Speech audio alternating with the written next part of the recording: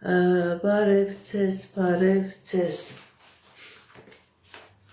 շնորհակալ եմ նվերների համար, շնորհակալ եմ այլահակերի համար, մեկնաբանությունների, գեղեցիկ 35 տարեկան, ինչ է սպասվում, տեսնենք ինչ է ասում տիեզերքը մեր սիրելի գեղեցիկի համար, գեղեցիկ 35 տարեկան, ինչ է սպասվում,